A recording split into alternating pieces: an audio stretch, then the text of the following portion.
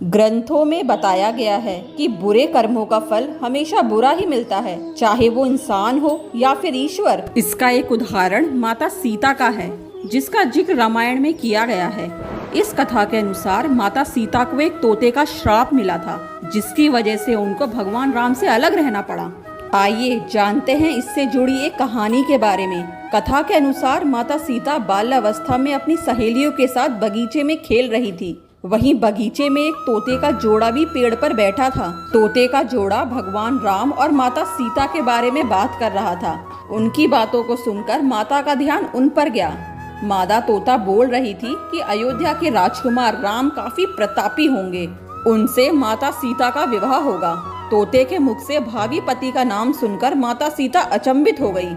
उन्हें अपने बारे में और जानने की इच्छा जागृत हुई, इसीलिए उन्होंने अपनी सखियों से कहकर दोनों पंछियों को पकड़ लिया।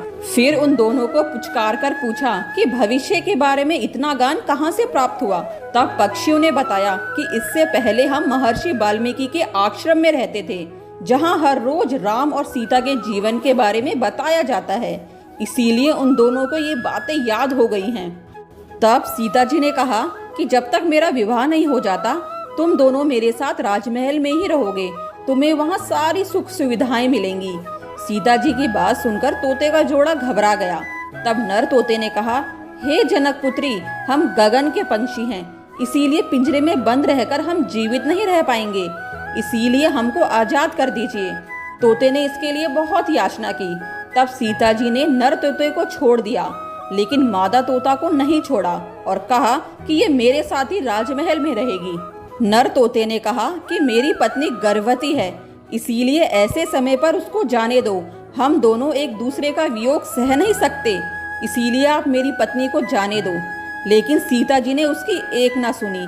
इस पर मादा तोता को बहुत गुस्सा आया और श्राप दिया, जिस तरह तुमने गर्भ अवस्था में मेरे पति को मुझसे अलग कर दिया है, वैसे ही गर्भ अवस्था के दौरान तुमको भी पति का वियोग सहना पड़ेगा। इतना कहते ही मादा तोता ने अपने प्राण त्याग दिए। मादा तोता के प्राण त्यागने के कुछ समय बाद नर तोते ने भी अपने प्राण त्याग दिए। इससे माता सीता को बड़ा दुख हुआ, लेकिन तब तक बहुत देर हो चुकी थी। बताया जाता है कि अगले जन्म में तोता वही धोबी था, जिसने माता सीता के चरित्र पर उंगली उठाई थी। उसके बाद भगवान राम ने सीता का गर्भ अवस्था के दौरान त्याग कर दिया। तब माता सीता महर्षि वाल्मीकि के आश्रम पहुंची। वहां उन्होंने लव कुश को जन्म दिया।